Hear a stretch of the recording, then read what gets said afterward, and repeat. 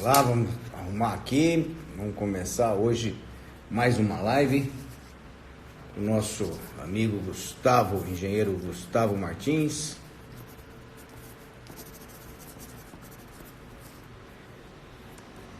E é isso aí. O pessoal começa a entrar aí, a gente já vai começar.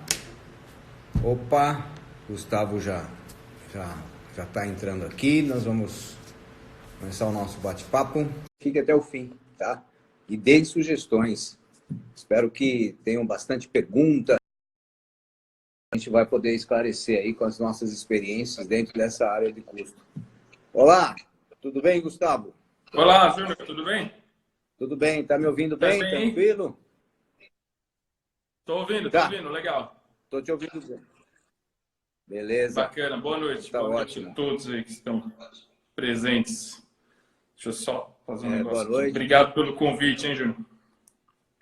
Opa, eu que agradeço você ter, né, aceito, porque a gente tem acompanhado o seu trabalho, um trabalho realmente importantíssimo dentro da engenharia, que sem esse conhecimento é onde, na verdade, acontecem muitos problemas, né, em obras, em mesmo, como a gente vai falar hoje, sobre até mesmo de viabilizar uma obra e depois de iniciar, né, como fazer com que realmente a obra ocorra dentro daquilo esperado, né? Esse que é o nosso grande desafio. Bacana, legal. E, Obrigado mesmo. E estamos juntos aí nessa empreitada. essa Também luta. acompanhando os vídeos aí, muito legal. Parabéns pelo trabalho. E é sempre um prazer, né? Estar falando sobre esse assunto. Você está conseguindo me ouvir bem? Tá tranquilo? Tá, estou ouvindo, acho que Tá. o pessoal também está ouvindo. Ó, o Igor já está dando boa noite. Boa noite, Igor. A Simone, a Giovanni. É isso aí, pessoal. A gente está começando agora, a gente vai falar esse assunto que é primordial, é um assunto realmente de engenheiro, tá? E o arquiteto que quiser saber também é importante, porque muitas vezes o engenheiro quer fazer o papel, às vezes, de mestre de obra, fica preocupado com coisas técnicas da obra em si e esquece da coisa maior, a coisa que realmente a gente precisa estar atento, né? Que é toda essa parte realmente de custos, prazos, né? De forma geral, planejamento e isso tudo, claro, mantendo a qualidade mínima necessária, né, Gustavo? Sim. Hoje é um grande desafio aí, né, das construtoras, das pequenas, das médias, né, ter esse planejamento. Às vezes falta um pouco, né, a parte de planejamento, mas assim, eu acompanho muito a realidade também, né, das empresas, principalmente as pequenas e as médias. Então, a gente sabe que com todos os desafios, né, com todo o tempo que se perde em muita burocracia, em, né, liberação de obras, às vezes falta um pouco a parte de planejamento, falta um pouco a parte do estudo de viabilidade, de saber se a obra vai realmente dar resultado e muitas das vezes acaba descobrindo lá no final, a hora que não dá para fazer muita coisa, não tem muito mais o que fazer, né? É verdade. Acaba descobrindo num mês antes de acabar a obra e ali vai ver que não vai dar certo e vai ter que pegar outras obras para acabar cobrindo, né, os prejuízos. Então, é muito importante mesmo todo mundo ter essa noção aí sobre custos e essa parte de viabilidade. Então, eu queria que você falasse um pouquinho de você primeiro, só para a gente conhecer. Você é formado, né, tem engenharia civil e você tem essa especialidade de custos, né? Sim, eu formei na Escola de Engenharia de Lins, não sei se você conhece. Eu fiz aqui. Conheço. Muito boa faculdade. Então, eu estudei aqui na Escola de Engenharia de Lins e desde então, desde o primeiro ano, né, eu já fazia um técnico antes, aí desde o primeiro ano eu já tive essa oportunidade, né, de estar atuando em construtor. Eu arrumei um estágio muito cedo, né, comecei muito cedo. Praticamente a minha formação mesmo foi dentro de uma construtora. Então, eu caí assim de paraquedas no custos, não foi uma coisa que eu quis. Na verdade, quando eu entrei na construtora para fazer estágio, foi o pior departamento que eu encontrei, assim, que eu achei o mais complexo e não queria continuar ali fazendo estágio naquele departamento. Eu tinha gostado de todos os outros, principalmente a obra, né? A obra é muito legal. E depois, assim, como um engenheiro saiu, teve que sair do departamento de orçamento, eu acabei entrando e acabei ajudando um outro a dar sequência nesse processo. Mas a minha formação mesmo, eu sempre digo que foi na construtora. Eu fiquei muitos anos trabalhando nessa construtora, nessa mesma construtora que eu comecei esse primeiro estágio, e aprendi muita coisa sobre custos, né? Então, depois fiquei ali alguns anos, né, nessa construtora, 10 anos praticamente trabalhando só com custos. Depois me formei, acabei saindo, me formei antes, fiquei 3 anos em obra, então não fiquei muito tempo em obra, né? Tanto é que difícil assim você ver eu falar muito de método construtivo, né? Porque a minha área é mais custos, é mais orçamento, planejamento, né? Eu até falo algumas coisas nas lives, mas assim, é bem para coisas mais, né, pontuais, né? Não fico pegando muito essa parte de execução, porque não é realmente o meu know-how. O meu know-how é a parte de custo, a parte de planejamento, a parte que eu fiquei muito tempo trabalhando. Mas tive uma experiência em obras, então eu conheço bastante também, não só a teoria, né? Isso que é legal, a gente não ter só a teoria. Então, não vim de uma formação clássica, né? Tanto é que as pessoas falam, mas preciso fazer pós-graduação em engenharia de custos para me dar bem. Eu mesmo não tenho pós-graduação em engenharia de custos. Então, assim, eu acho que vale muito mais a prática, muito mais o cara estar ali no dia a dia aprendendo, né? Ele vai se formar muito mais na prática, aprendendo no dia a dia mesmo, do que em qualquer pós. Eu já dei aula em pós várias vezes e sei que ali é um tempo muito curto para se aprender um tema tão complexo. Assim, não é complexo, mas um tema tão amplo, né? Eu sempre digo que é um tema fácil, mas é um tema amplo. Você precisa lidar com vários assuntos, vários temas. Você tem impostos, você tem BDI, você tem, né, composições de preço, produtividade, você tem muita coisa envolvendo. Não é difícil, eu tento passar isso da maneira mais simples possível.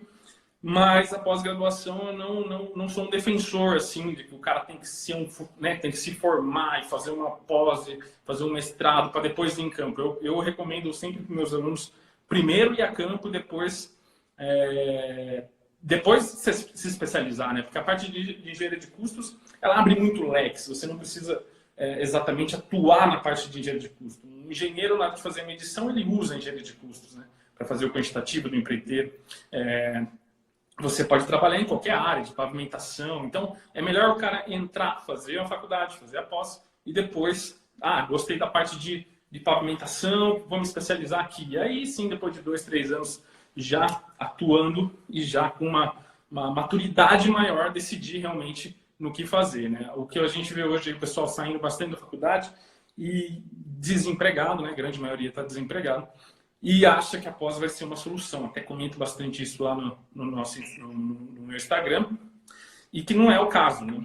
É muito melhor o cara sair e conseguir um estágio muito cedo, pegar a prática, né? E depois, sim, fazer uma especialização. Mas praticamente minha história é essa. Eu comecei a fazer vídeos em blog muito... Em 2014 eu comecei em um outro projeto ainda. Algumas pessoas que me seguem lá no Instagram da Engenharia Minuto. Não sei se você pegou essa fase lá da Engenharia Minuto. Você não me conheceu de lá, né? Não, eu tô, vamos dizer assim, faz um ano, assim, na verdade, nas mídias sociais. Eu sou mais antigo, né? Eu até me formei em São Carlos, que muitos professores meus também davam aula lá em Lins, para vocês lá. Legal. E na verdade, eu... assim, não estava lidando com a internet, né, com as mídias digitais.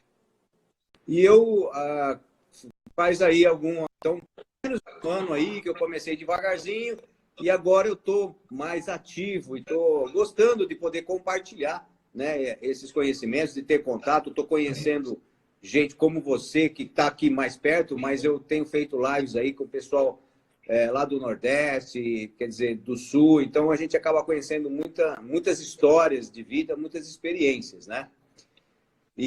Mas o que você falou, eu só queria complementar que eu acho que você tem razão.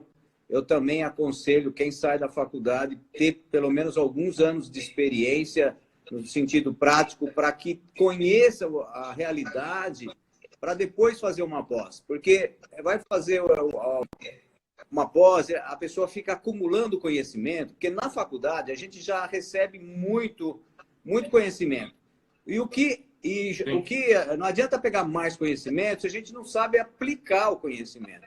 Então, a prática ela vai ajudar a fazer com que a gente saiba pegar aquelas pecinhas que a gente, né, como se fosse conhecimento, como se fossem as pecinhas de um Lego, por exemplo, e começar a montar, começar a fazer com que aquilo seja viável tanto para você fazer, por exemplo, transformação na vida de alguém, dar resultado, né, obras, porque você vai atender clientes, como você também vai ter, né, a realização de estar usando aqueles conhecimentos, né? Porque a pior coisa é você ter a gente passar por tanto conteúdo, né? E depois não aplicar ou ainda não saber como fazer. Então, essa experiência prática é realmente, você falou, é perfeita. Depois definiu, né? Como você, de repente você poderia até depois fazer uma pós de custos, né?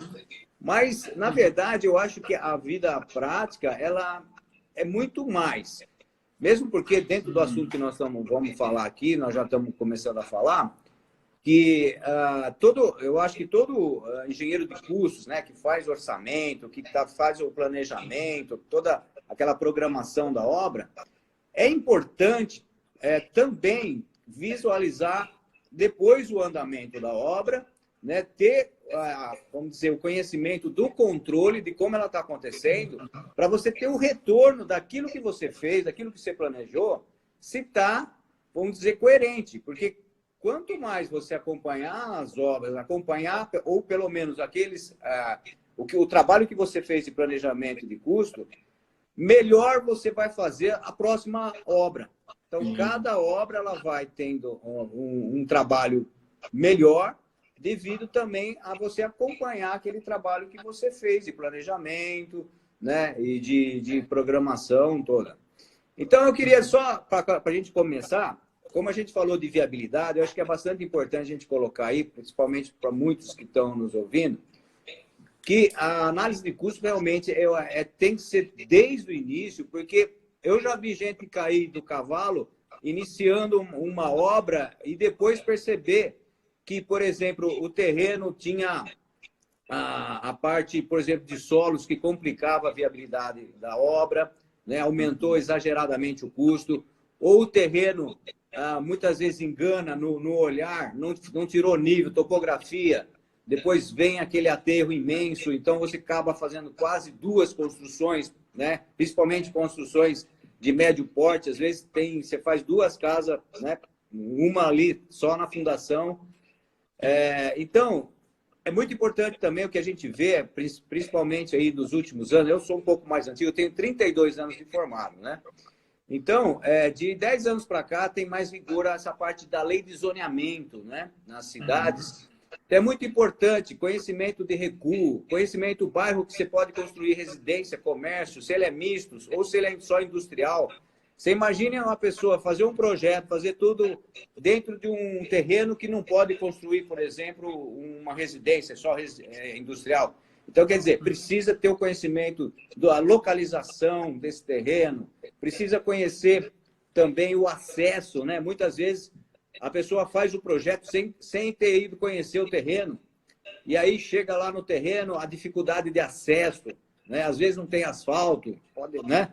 Então, tudo isso acarreta. Outra coisa que também é importante, vizinhança. Às vezes você tem um vizinho, às vezes você tem uma boate, por exemplo, bares, né, vizinho, que inviabiliza determinadas tipos de construção. Então, isso tudo, claro, vai gerar custos, né? Porque foi mal planejado desde a hora da compra do terreno. E isso, então, eu acho que aí inicia a nossa conversa, que é justamente a primeira visão. É fazer...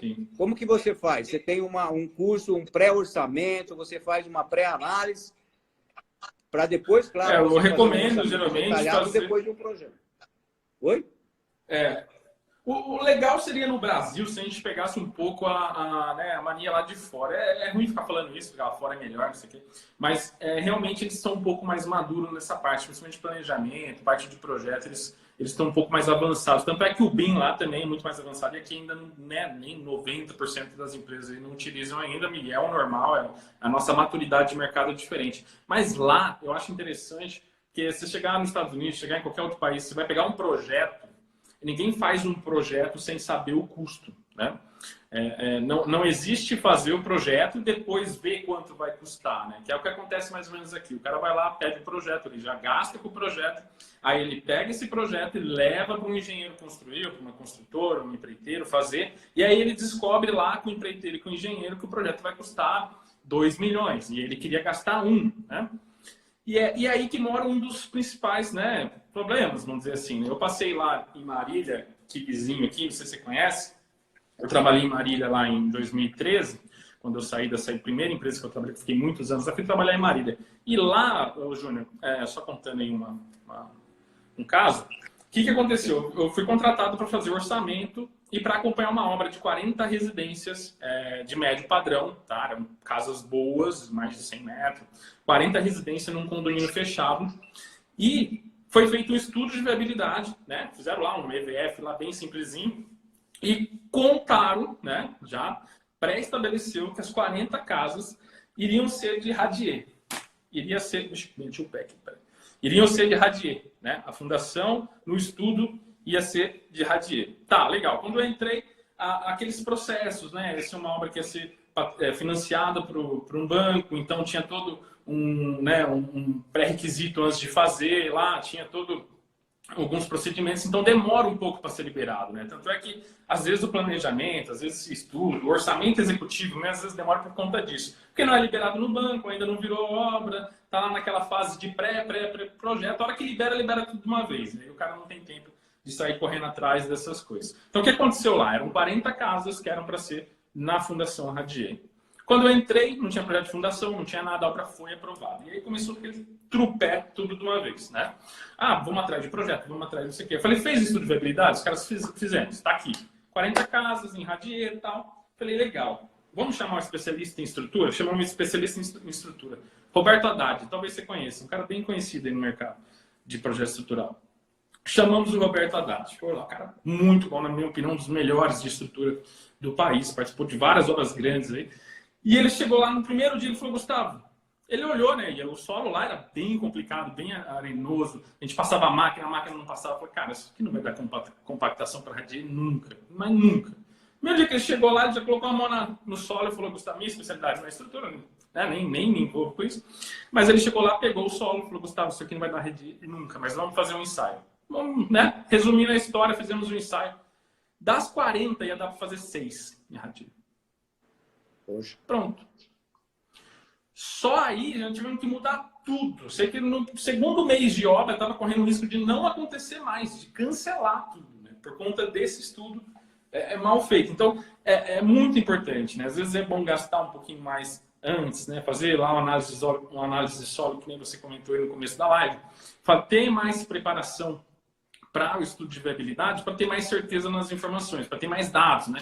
Então, aqui eu sempre recomendo para os nossos alunos fazer um EVF, né, que é um estudo ali preliminar, utilizar tudo que tiver em mãos, né, tudo que for possível utilizar de CUB, né, de custo por metro quadrado, de histórico da empresa. Então, a gente sempre pede para os alunos fazerem isso na medida do possível. É claro que eu também entendo a realidade da prática de obras, né? Eu nunca falo fazer a teoria só em si, ela é muito bonita, ela é muito linda. Mas quando a gente está em obra, a gente sabe que a realidade às vezes não é tão simples e não tão fácil, né? Então, mesmo com tudo isso, a gente tenta colocar o mais próximo possível da prática, já também vendo que realmente, às vezes não tem como, você já depende de alguma coisa, depende de um banco, depende de alguém financiar, então vira realmente algo para ser rápido e tomar decisões o quanto antes para não correr nenhum risco aí muito grande, ter um prejuízo muito grande. Basicamente, é isso. É isso aí. Agora, é importante, você imagina, se você faz todo esse planejamento, como você falou, tendo aí já feito esse preliminar, depois viu, vamos dizer que viabilizou, fez todos os projetos, né? A ideia é que realmente os projetos sejam detalhados, tenham projetos complementares, né? E isso os clientes, eu sei que a grande maioria do Brasil, a gente faz obras de médio e pequeno porte, né? Então, eu acho que a gente pode falar para esse público que eu sei que é muito difícil, às vezes, você conseguir vender todos esses projetos para o cliente. Mas o cliente, ele tem que saber, e nós temos que colocar uma posição, que ele tem que investir, porque ele vai ter o retorno. Quanto maior benefício ele tiver, maior valor agregado ele tem, maior qualidade, melhores custos, e ele vai ter um prazo garantido, vamos dizer, muito mais garantia de recebimento naquele prazo, né? Então, você imagine, se você não faz esse tipo de trabalho que você falou que fez, se fazendo, a gente já tem alguns imprevistos, se não fizer, então, aumenta exageradamente o número de possibilidades de haver situações de imprevistos, né? Como você falou numa live que eu vi você falando da mãe de Ná, né? que descobriu o futuro, isso não existe, né? A gente, quando faz realmente um orçamento, com mais detalhes possíveis, com mais projetos possíveis, com conhecimento, como a gente falou, do terreno, do local, da lei de zoneamento, da infraestrutura básica da região, é importante. Às vezes você chega, tem um lote mais afastado, não tem rede elétrica no bairro. Então, tudo isso pode inviabilizar, tem que ser estudado. E se você não estuda e for ver só depois, a coisa pega, né? A coisa pega bastante. Então, e um dos maiores erros, assim... desculpa, Pedro, deixa eu te interromper. Não, pode falar, pode falar. Um dos maiores erros assim, que a gente vê, que o pessoal faz e ainda comete bastante, é na utilização do custo por metro quadrado, né? Isso é uma prática bem comum, né? Antes de ter os projetos, a pessoa tem um terreno ali, ou só tem, né? Sabe quanto, né? Tem um prédio, sabe quanto vai construir, tem a área construída, mas não tem todos os projetos definidos, e eu vejo muito pessoal ainda errando bastante na utilização do CUB, né? Do custo unitário básico da construção. Ele tem algumas, né, não é pegadinhas, mas tem algumas observações que, se não ler ali, se não se atentar, acaba, né, errando bastante. É claro que aquele cara, né, que você citou das pequenas e médias, o cara que faz ali as pequenas e médias, hoje mesmo eu estava conversando com um na obra que eu visitei, até gravei no Stories lá, que o cara, quando faz várias vezes, né, eu estava conversando com um pequeno construtor, tá? E ele faz na mesma localidade, tá aqui na minha cidade, né? Ele tem o mesmo tipo de obra, na mesma região, só muda assim, eu tenho 2 obras aqui, já apontando ali perto de uns terrenos, tudo próximo. Aí tudo bem, eu perguntei para ele, como é que você faz? Tal. Ele, não, eu já sei, eu pego ali e tal, então em 2 vai lá e faz. Isso é um caso isolado, né?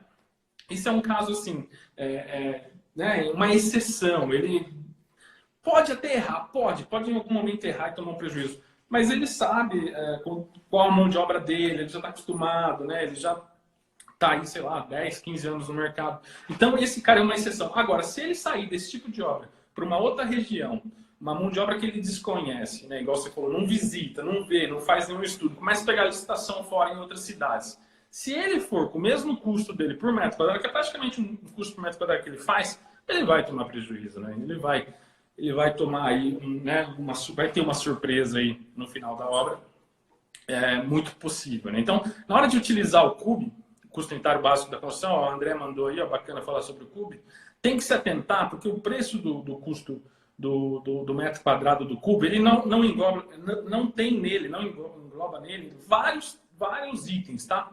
Que nem custo do terreno não está envolvido, o BDI não está envolvido, que é o lucro da empresa. Então, se você está fazendo o custo por metro quadrado com o CUB, já considera isso, já está ciente que não tem esses itens inclusos. A parte de fundações não está incluso. E aí até um pouco óbvio, né, por conta de que fundações não tem como o Sinduscom, que é o Sinduscom, para quem não sabe, é o sindicato da construção que elabora esse custo por metro quadrado e disponibiliza todo mês, né? Então, eles não fazem essa parte de fundações porque varia muito, vai depender de cada região. Uma construção em Santos é diferente de uma construção em São Carlos. Então, se atentar a esses itens e, na hora de for fazer esse estudo de viabilidade com o CUB, acrescentar, né, já que a gente está citando aqui, o pessoal que está ouvindo e assistindo, já acrescentar esses itens, colocar o BDI, né, colocar os impostos, colocar terreno, não contempla playground, piscinas, Então, são vários itens que a pessoa precisa estar muito, muito atenta. Outra coisa aqui também, eu vou só para complementar, o que a gente tem tido hoje em dia, eu falo hoje em dia porque eu, né, passei por várias fases já dentro da engenharia, nós temos hoje um acréscimo muito grande do aproveitamento e do belo do trabalho do arquiteto. O arquiteto, as nossas casas que nós fazemos hoje, é totalmente diferente de 15 anos atrás, não tinha a arquitetura, né? As fachadas hoje têm pórticos, têm variedades de materiais, né? Eu tenho, por exemplo, projetos que a gente faz com fachadas que tem madeira, estrutura metálica, concreto aparente, revestimento de granito na fachada, com pedras naturais, ou seja, tudo junto. Não tem índice de Coube que vai estimar não. isso. Então, isso é fora. Isso é um totalmente extra, fora. Né, vamos dizer. E aí complementa o que você está falando, né? Sim. Não, lá, nesse tipo de padrão, nem tem como fazer. Porque vai fugir muito. Vai fugir muito, muito, muito. Vai fugir muito, mas muito, muito. Porque você mudou um pé direito ali, você pega um padrão dessa fachada que você falou, o pé direito do cubo é 3 metros. Você pegou uma casa que tem pé direito de 3,20, pé direito de 4,5. Já tá fora, pronto. Já... Mesmo sem inserir todos os itens que não estão inclusos lá que eu citei, você já perde aí.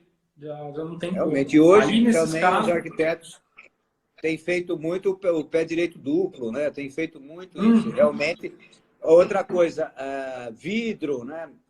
Tem casas hoje utilizando muito o vidro temperado, as esquadrias de alumínio. Isso tudo vai variando, como você falou também, de região para região, né? Porque tem regiões que tem valores totalmente diferentes, né, nesses detalhes, né? Sim. Mas isso é por isso que é muito importante realmente ter um bom projeto com especificação de detalhes, não só do material, mas construtivo mesmo, né? Projetos complementares que determinam o sistema construtivo. Como você falou, se você tiver um projeto de fundação, você já sai o seu orçamento muito mais real, né? Muito mais verdadeiro, muito mais... Porque você já vai ter ali, se for, sei lá, uma fundação profunda, fundação rasa, quer dizer, são custos totalmente diferentes.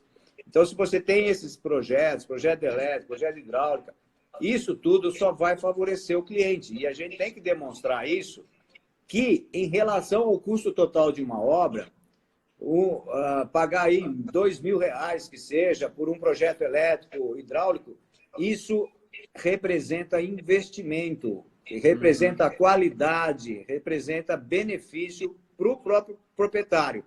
E nessa conversa vai fazer com que você, né, nós, engenheiros, conseguimos fazer um orçamento que ele vai poder muito mais, vamos dizer assim, viver tranquilo durante a obra, né? Porque a grande preocupação, e até existe uma fama, né, de que obra é duro, que obra não acontece do jeito que se imagina, né? É justamente porque não tem esse processo do passo a passo, de viabilidade, de um bom projeto, e depois partir para um planejamento, ou seja, fazer o levantamento de tudo aquilo que foi feito no projeto, as necessidades de mão de obra, a necessidade de mão de obra, não só a específica lá, a básica da obra, mas aquelas que são de especialista, né, de um gesseiro, de um pessoal que vem para fazer determinados serviços no final da obra de acabamento e tal. Então, tudo isso é importantíssimo, essa análise, a partir desse pré-estudo e de um projeto bem feito, não é mesmo, Gustavo? Você não acha que aí a coisa deslancha, aí a coisa acontece? Sim, garante acho. esse custo? Sim, acho sim. A gente lida assim com, principalmente você está mais na parte de execução, né, de obra, é um problema cultural, né, cara? Essa parte de projeto, de mostrar valor, né, de mostrar para o cliente que ter orçamento é bom, que ter planejamento é bom. é ter assim uma mudança que tem que ir fazendo aos poucos, né? Eu falo para meus alunos também, muitos deles perguntam, mas como é que eu faço para vender projeto? Como é que eu faço para vender orçamento? Como é que eu faço para vender planejamento? As pessoas realmente não veem muito valor, né? A pessoa que vai construir, né? Ela quer fazer o que é exigido, né? Só o que é exigido pela prefeitura. E aí que mora a dor de cabeça, né? Aí que vem os problemas, né? Se faz a prefeitura, não tem projeto nenhum, é só projeto de aprovação lá, corte, né? Fachada, telhado, resumo de esquadrias e basicão, acabou, né? Então, a partir do momento que você começa a mostrar os outros benefícios, né? Eu mesmo fechei um orçamento de uma maneira assim bem bizarra, assim, bem diferente, né? Eu fui numa consulta no meu médico e falei para ele, olha, se ele ia construir, eu falei, olha, legal, ele perguntou o que eu fazia, na verdade, né? Nem ofereci nada, ele tinha perguntado o que eu fazia, eu falei, olha, eu trabalho com orçamento, planejamento, então eu consigo dar essa previsibilidade. Ele falou, mas como assim? Ninguém me falou sobre orçamento. Eu falei, assim, ó, você tá vendo essa parede aqui do fundo sul? Você sabe quanto saco de cimento você vai gastar nela? Né? Você sabe quantos materiais você vai gastar de mão de obra, de tudo? Você sabe quanto você vai gastar no primeiro mês da sua obra? Ele ia começar a construir. Você sabe quanto você vai gastar no primeiro mês da sua obra? Ele falou, não. Eu falei, então, é isso. E eu ajudo os engenheiros a ter esse controle, a ter esse planejamento. Mas ninguém me ofereceu. Ele já tinha passado por projeto, já tinha passado por empreiteiro, né? Já tinha passado por tudo. Mas ninguém me ofereceu esse serviço. Eu falei, não, tudo bem, então, né? Aí, conversando, fui visitar uma aula um dia com ele, a obra lá, e ele falou, olha, eu quero. Porque, né, você começa a mostrar, né? Começa a falar, olha, você precisa disso, disso. Meu intuito não era nem vender o orçamento para ele, era mais conversar mesmo e dar a instrução. Mas ele acabou fechando, ele viu o benefício. Então, esse trabalho de mudança de cultura é um trabalho bem lento. Mas é um trabalho que dá para ser feito, né? Ele não ter feito o orçamento foi porque ninguém ofereceu, né? Nesse caso específico. Então, esse trabalho seu...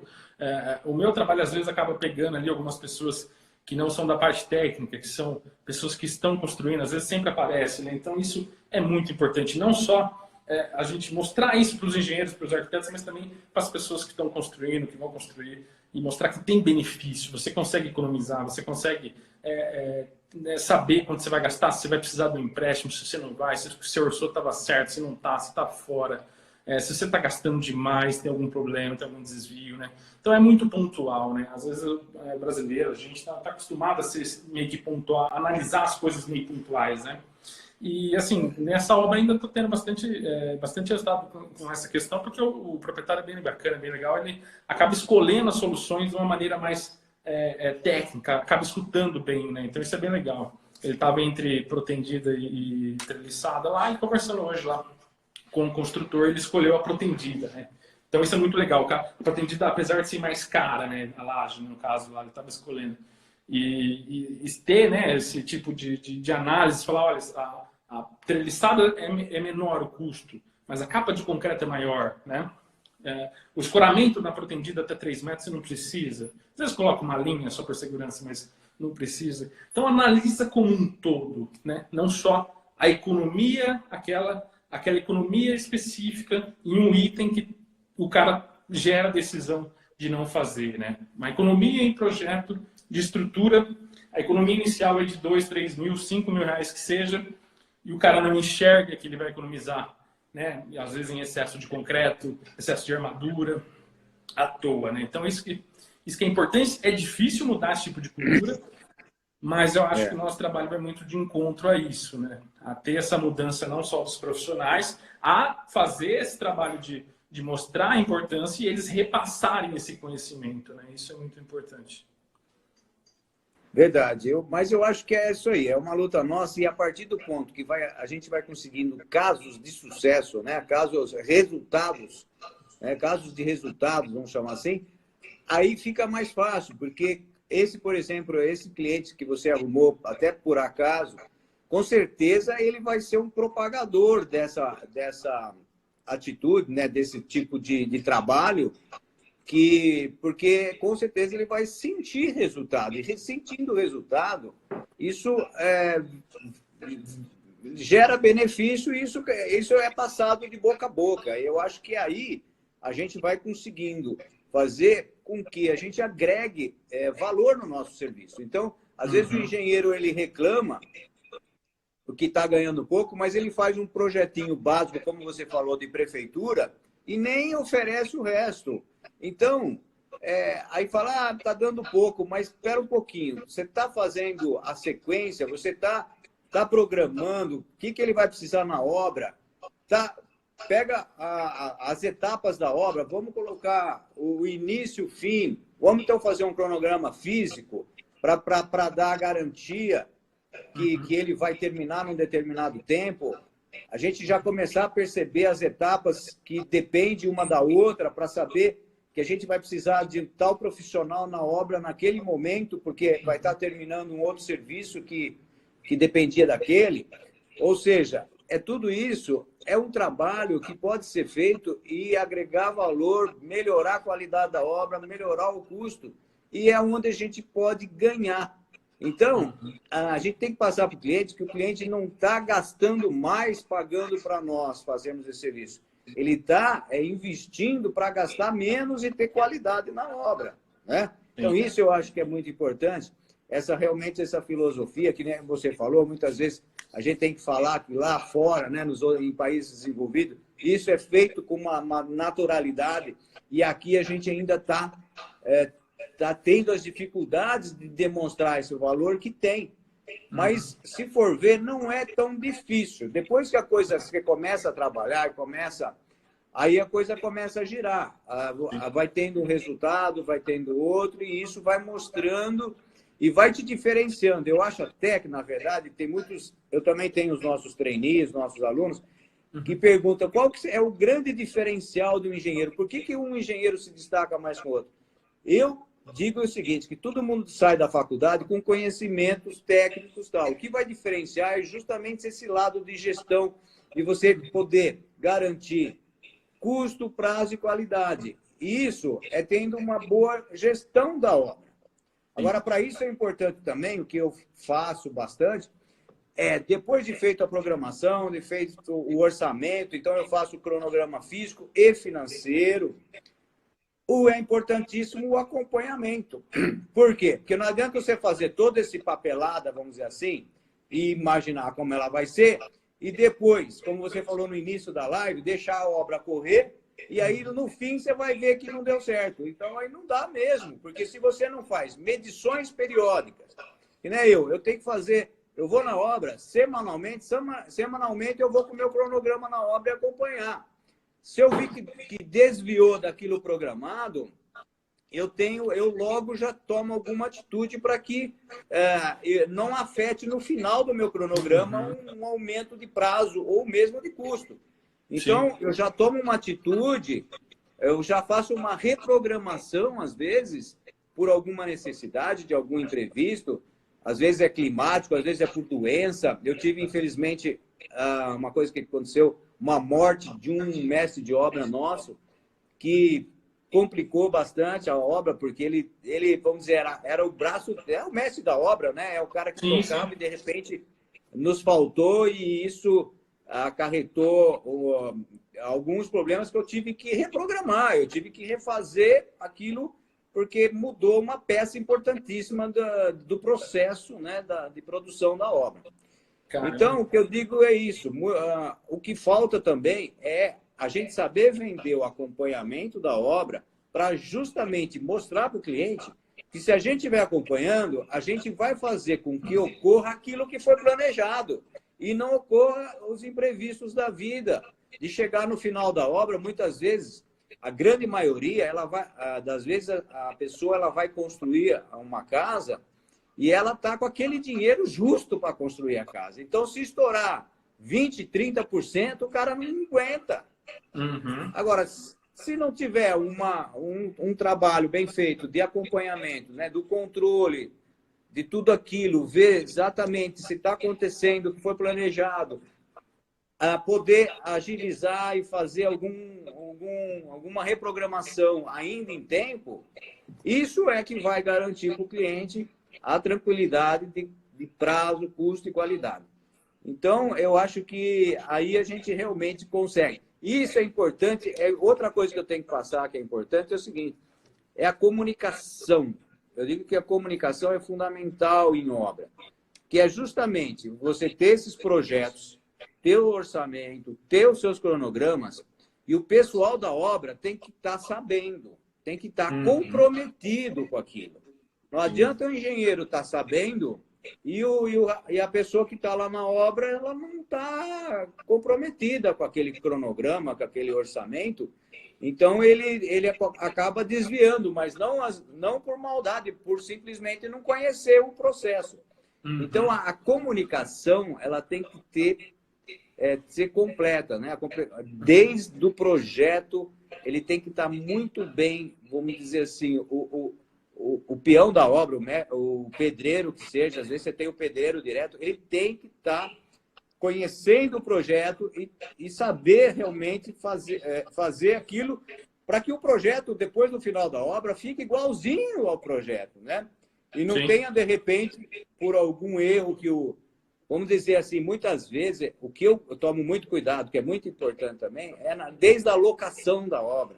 Então, você chega na locação da obra, se você erra em 5 centímetros, em 10 centímetros, um pilar, por exemplo, você vai comprometer um cômodo todo. Às vezes é um quarto que aqueles 10 centímetros vai fazer falta, né? Às vezes, e acaba tendo outro cômodo maior. Ou um pilar que vai ficar, vamos dizer assim, com um dente ali, vai ficar com uma coisa mal feita, porque não foi executado, né, como deve ser diante do projeto, ou seja, não houve a comunicação do desenho, né, do projeto para o pedreiro executar exatamente aquilo. Sim. Então, Gustavo, eu acho que isso tudo completa bastante, né, essa visão para que realmente garanta, né, os custos de uma obra, desde o início. Sim, sim. Vixe, com certeza, cara. A parte de comunicação, então, para engenheiros e arquitetos, eu acho que é a grande habilidade que eu acredito aí seja do futuro, porque está automatizando tantas coisas que eu acho que quem domina essa parte de comunicação, que nem às vezes os alunos falam, eu tenho medo de apresentar trabalho em grupo, tenho medo de apresentar trabalho em sala de aula. O cara que já tem essa dificuldade em sala de aula na faculdade, se ele não se desenvolve até a hora de chegar numa construtora, numa reunião, numa obra, não saber conversar com o mestre, né? Não saber passar essas programações, não saber comunicar o que ele quer de fato, implementar. Isso conta muito. E são habilidades que não são desenvolvidas, né? São habilidades que não são desenvolvidas. Habilidades de vendas, né? São várias outras habilidades que a gente tem na faculdade na nossa área. E tem que correr atrás. Então, o pessoal que está assistindo, ele tem que correr atrás. Se não se é tímido, se você não sabe se comunicar, tem dificuldade em falar em reunião, isso conta muito. E é por isso também que, às vezes, tem aquele cara que não foi tão bem na faculdade. Isso é muito comum. Na minha sala tinha isso. Acho que na sala de todo mundo tem aquele cara que não era o nota 10. Mas é um cara que se destacou, porque é um cara que conversa, ele chega na obra e desenvolve. É um cara que demonstra ser um cara bom. Não adianta ser... Né? Eu acho que o Roberto Justo falava isso. Né? Até peguei uma frase dele. Que ele falava, não adianta parecer bom. Não adianta ser bom. Você tem que parecer bom. Né? Ele fala muito isso. E é verdade. É verdade. Não adianta o cara também se municiar aí de habilidades, saber planejamento, saber acompanhamento, saber orçamento, saber execução, método construtivo, e chegar na obra, não fazer o que você acabou de citar, que é passar o que ele quer, passar a informação. Falar, olha, pessoal, a gente tem esse cronograma, né? Pega o mestre, né? Geralmente obras maiores, você vai conversar com o mestre e fala, olha, eu tenho aqui os próximos 60 dias, a gente tem que executar tantos metros quadrados de piso, a gente tem que executar tantos metros quadrados de reboco, a gente tem que fazer isso, fazer aquilo. E aí? O que você acha? Porque no papel dá. No papel sai. Não, é verdade. Uma coisa que você falou que é importante, muitas vezes, desde o início, o mestre de obra, né, o pessoal de obra tem que ter conhecimento do que você planejou, do seu cronograma, e ele tem que, vamos dizer assim, concordar. Porque, por exemplo, se você faz uma coisa, às vezes, no papel e chega lá na obra, não é bem aquilo que pode acontecer, então é melhor que você já refaça, né, que você já, vamos dizer, atualize aquele cronograma, às vezes até o orçamento com alguma mudança de alguma coisa que possa ocorrer, para que o executor, o mestre de obra, encarregado, pedreiro, ele se comprometa com aquilo, porque não adianta ter um trabalho bem feito, de planejamento, orçamento, tudo, e o teu pedreiro lá não falar desde o início que aquilo não consegue fazer, né? Então, ou você convence ele que dá para fazer, ou você entra num acordo e faz o que é possível, porque aí você pode cobrar dele, né? Sim. Esse negócio de cobrar. Aí você vai cobrar, você vai fazer as medições, vai estar junto com ele e vai falar, ó, isso aqui você lembra que você falou que dava? Não está conseguindo fazer, vamos correr isso aqui.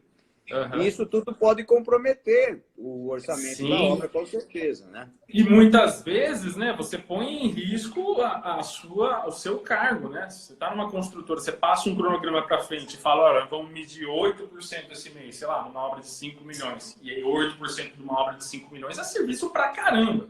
E você se compromete. Eu já fiz isso. E tive que contar com muita ajuda dos mestres. Eu tinha 2 mestres de obra na obra e isso aconteceu de fato. E antes de passar para a empresa e falar, olha, vamos passar isso aqui, era financiado pela Caixa, você tem que alterar cronograma, aí você passa para lá, se dá algum erro, você tem que voltar, tem um custo, né? Tem tudo isso. Então, eu sentei lá um dia com os mestres e falei, olha, vamos fazer isso, vamos, tá ok, e aí sim você tem a segurança de passar, porque senão você está colocando o seu também na reta, né? Você está colocando a sua reputação profissional, né, em xeque, né? Se você coloca que você vai executar 10, né, sei lá, 10% de uma obra de 5 milhões, que é serviço pra caramba num mês, e você não consegue executar, você se queima, né? Se queima com a construtora, se queima com o cliente, se for no caso o cliente, né? Então, é importante, né, ter essa comunicação realmente bem direcionada, fazer o planejamento, né? Usar também, usar dados que são confiáveis, né? Acho que é muito legal falar sobre isso. Usar composições que são reais, né? Faz o mesmo tipo de casa, se já tem um padrão lá, utiliza esses dados, né? A gente mostra lá na parte de planejamento, tem vários vídeos que eu falo sobre isso, da duração. Não fica só dependendo das bases disponíveis no mercado, Sinap, Ciclo, tudo bem. Se a gente conseguir ter o próprio índice...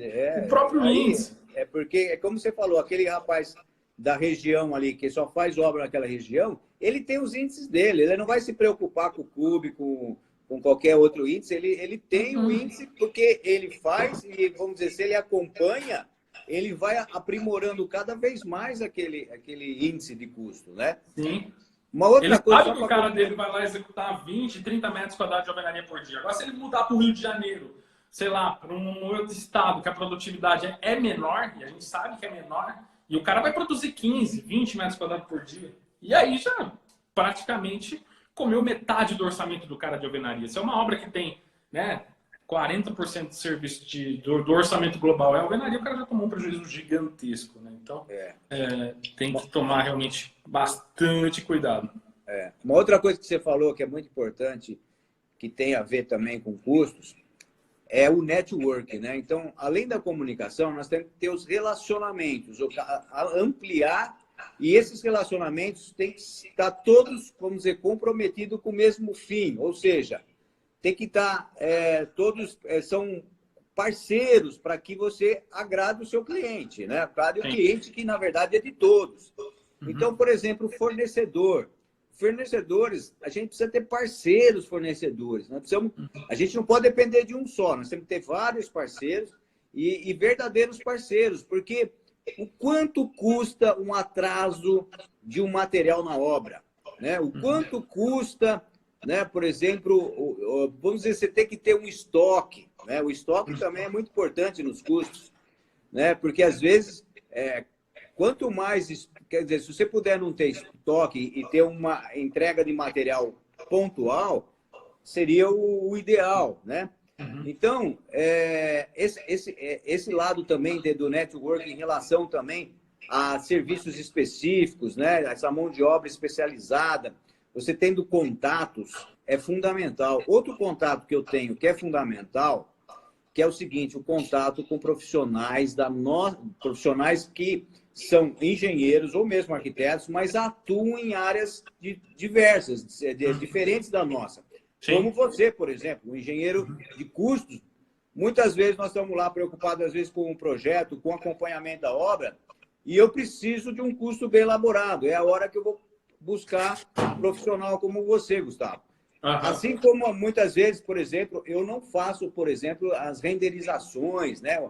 Usar Vue, usar Lumion. Então, eu tenho profissionais que agregam valor ao meu preço. Sim. Na verdade, quando eu tenho um cliente, eu passo para o meu cliente o preço de tudo, como se eu fizesse tudo. Mas, na verdade, eu sou o grande coordenador.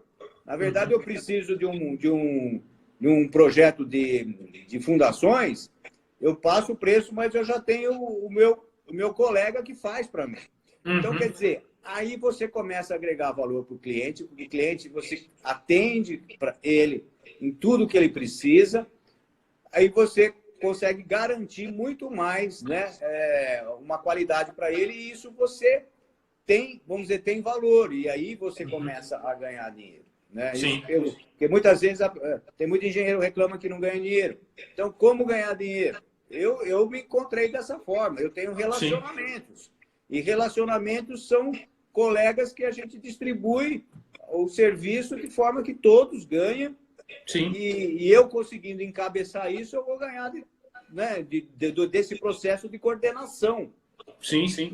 Concordo totalmente. Eu acho que é bem por aí mesmo. Acho que ter parcerias, acho que ninguém sabe tudo a ponto de fazer tudo, dominar tudo e querer fazer tudo, né? Acho que até o trabalho final vai sair prejudicado, porque às vezes você não pode, não dá para você ser especialista em fundações ao mesmo tempo ser especialista em outra coisa. É difícil. O cara que tenta ser especialista em tudo, ele acaba sendo, né, um geralzão, um medião em tudo, né? E não se especializa em nada. E aí você não tem um diferencial nenhum, né? Você não tem uma área específica nenhuma. Isso é outra coisa que eu também sempre recomendo pro pessoal. Se especializar em alguma coisa. E aí sim, você agrega com o pessoal de estrutura. Você pega o arquiteto que faz projeto. Conversando com a minha esposa outro dia, ela falou, não sei o que, de casa, não sei o que. Ela falou, né? Falei para minha esposa, se a gente for fazer uma casa um dia ter que mudar de onde a gente está morando hoje, construir, eu vou contratar um arquiteto para fazer o projeto. Não é a minha área. Eu não faço projeto.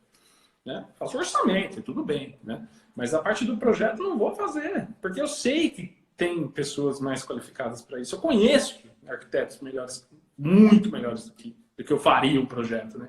Então, tem que ter isso, tem que saber realmente aliar esses parceiros. Às vezes o arquiteto faz só projeto e você que é engenheiro aí quer executar, tá doido para executar, pega a obra do arquiteto, né? Vai lá, fala, olha, você gosta só de projetos?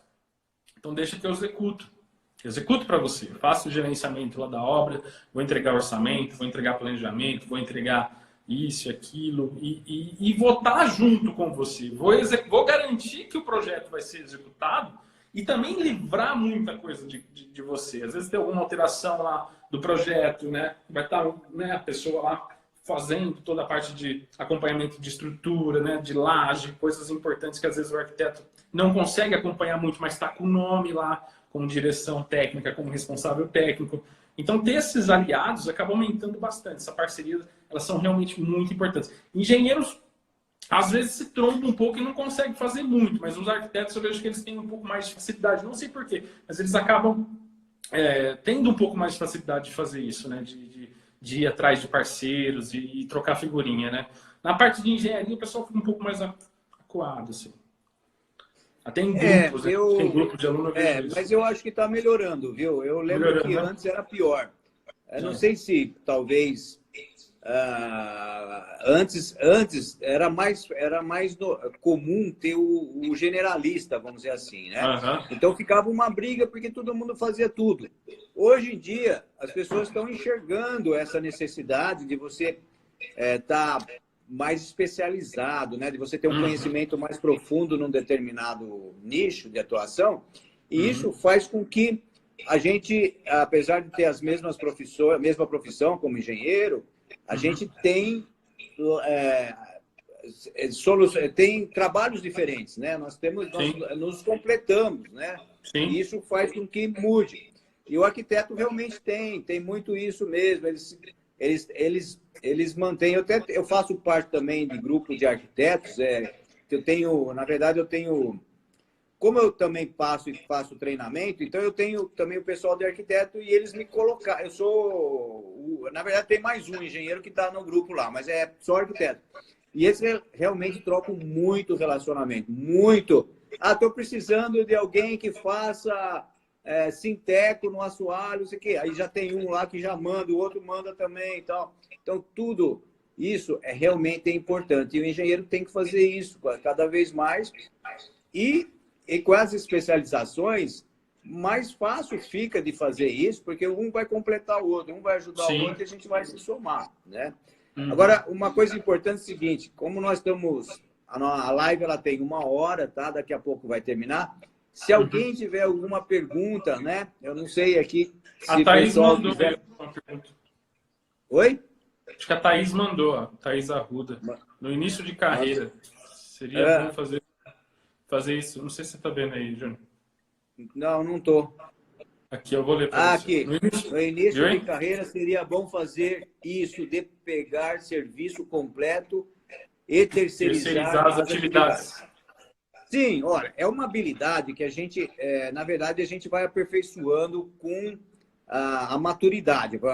Mas, claro, se você já tiver jeito, logo recém-formado, no início de carreira, de ter esse network, ou seja, o conhecimento, quem pode te ajudar no quê? Então, você tem lá um projetista de arquitetônico, tem outro que é um projetista de estruturas, você tem um que faz desenhos em Lumion, né? Que é aqueles imagem em filme. Então, você pode ser um coordenador, porque, na verdade, é o seguinte, eu faço isso, então, eu digo assim, que a minha especialidade é justamente ser coordenador, e não ser especialista. Porque existe o especialista que realmente, como você, Gustavo, que faz mais orçamento. Eu, na verdade, eu conheço um pouco de tudo, mas o que eu conheço mais é justamente lidar e coordenar esse todo, entendeu? É de fazer com que a coisa aconteça. É de ver a viabilidade. O que eu tenho de cliente que chega em mim, por exemplo, eu tenho muito médicos, que eu comecei isso há vários anos atrás, a mostrar para eles que seria um excelente investimento imóvel. E aí eu comecei a fazer para um, comecei a fazer para outro, e médico ganha dinheiro, não sabe o que fazer com o dinheiro, então vamos fazer um outro imóvel. E a gente vai, então, coordenando. A gente vai tendo lá, coordenando, ou seja, tem a pessoa que faz o projeto, tem a pessoa que você conhece os vários empreiteiros na cidade, os bons empreiteiros, os fornecedores, e aí eu me torno aquele engenheiro grande, coordenador de obra. É um especialista. É uma especialidade. Especialista em gestão. Né? Em gestão, isso. Tem contatos, é um especialista. Então, a Thaís Arruda, que legal dela estar aí, ela ela já esteve em várias lives aí. Legal, Thaís, você está sempre perguntando, é isso mesmo, sabe? Eu acho que se você tiver esse perfil, porque muitas vezes, se você tem essa visão geral das coisas, você não... É uma maneira de se especializar em ter esse network, de ter esse relacionamento, de você propor para o teu cliente todo tipo de trabalho e de você ter os seus colegas para você lidar com os conhecimentos deles, né? E isso dá para ser feito, E aí, com o tempo, claro, você vai aperfeiçoando isso. Porque eu, por exemplo, quando comecei, você tem muita dor de cabeça, porque às vezes você pega um fornecedor que pela primeira vez e ele te dá um pau, né? Vamos dizer, não entrega no tempo certo. Às vezes você pega um empreiteiro que te dá problema na obra, entendeu? Então, com o tempo, você vai selecionando essa parceria com fornecedores, com mão de obra, né? Até mesmo com colegas da profissão que vai fazer esses outros projetos que você não faz, você vai selecionando com o tempo. E aí, você vai ficando realmente com o que, vamos dizer, o que te ajudou e que vai ajudar o teu cliente a solucionar o problema dele, né? Que é uma obra, uma construção, um comércio, seja lá o que for. Mas legal, a Thaís Arruda aí, pela pergunta. E se tiver mais alguém, a gente ainda pode falar, mas eu acho que vai acabar a live aí, Júnior, mas tem deve ser Igor, né? Igor Barbosa. Dá para usar essas práticas mesmo em obras públicas, pelo menos aqui na minha região, no interior, as obras públicas, geralmente, o prefeito quer a obra inicia da noite para o dia. Realmente, cara, a prefeitura eles têm um sério problema com orçamentos, tá, Igor? Não sei se é Igor, mas é o Igor Barbosa. Tem um sério problema com orçamento, com licitações, né? Geralmente troca tudo, muda tudo. E é sempre assim, né? Que é do dia para a noite. Dá para colocar em prática. Você vai ter vários desafios, né? Desafios como mudar essa questão, né? De querer licitar logo em seguida, demorar um pouco mais para abrir a licitação, mas fazer algo mais sólido, mais, né, bem feito.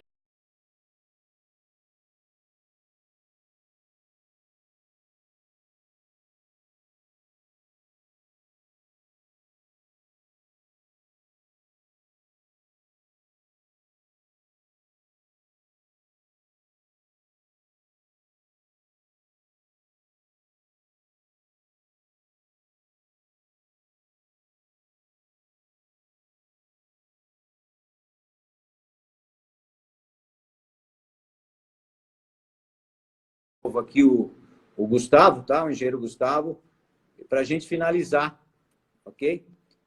E... Ô, Gustavo, acabou. O tempo, essa conversa é tão boa que se deixar a gente vai vara a noite. Né? O Mark não deixa. Né? Mas, ó, eu acho o seguinte, que a gente vai ter que realmente deixar para um próximo dia, eu acho que a gente vai marcar, tá? Uhum. Ainda está voltando aí, as pessoas estavam assistindo, ainda bem, está aí, mas claro, muitos acabam não voltando, mas o assunto já estava no fim. Sim. Mas eu ia querer terminar dizendo que, infelizmente está pouco aí, mas vai ficar gravado, eu vou deixar gravado, quem quiser assistir depois. E também, aqueles que me seguem, sigam também o Gustavo, porque você vai ter um grande conhecimento, principalmente dentro dessa área de custo, mas, na verdade, a gente vê pelas suas lives que é a realidade, ou seja, um pensamento em custos, mas com visão também da obra, da coisa prática, da coisa que acontece. Não é uma coisa teórica, é realmente uma visão de quem conhece, que, como você falou no início, você aprendeu na prática, né? Que foi, de repente, você nem imaginava que você ia fazer esse tipo de coisa, e que você criou gosto por isso, de tanto você ter feito e, de repente, percebeu a beleza que tem, né? Essa preocupação com os custos. Então, é isso, pessoal. Pessoal que sigam o Gustavo. Obrigado, viu, Júnior? Mesma coisa, o pessoal que me segue aí, segue o Júnior. Muito legal, conversa prática de obra, coisas que levam anos aí para quem está saindo da faculdade aprender. E ter toda essa bagagem, né, de tudo que a gente falou na live, de network, de comunicação, de estudo de viabilidade, de planejamento, isso é algo que ainda está caminhando, a gente está evoluindo bastante, mas dá para melhorar muito. Então, isso aí, pessoal. Só agradecer, agradeço o convite, foi uma honra aí participar, foi muito legal, gostei bastante. Se por mim aí ficava mais uma hora conversando tranquilamente. Não tivemos nenhuma preparação, que eu acho que isso é muito legal. Você entrar aqui, começar de cara, não tem roteiro, não tem... A gente se conheceu agora, né? Assim, conversando. Eu simplesmente te conhecia pelas mídias aí, só te vendo, né? Te assistindo. Mas eu tinha certeza que ia ser muito bom e eu agradeço muito você ter aceitado. E logo, logo eu vou te chamar de novo. Vambora, pessoal. Obrigado e boa noite. Beleza? Um abraço. Até mais a próxima. aí, pessoal. Um abraço, Júnior. Tchau, tchau. Até mais. Tchau, tchau. Mais.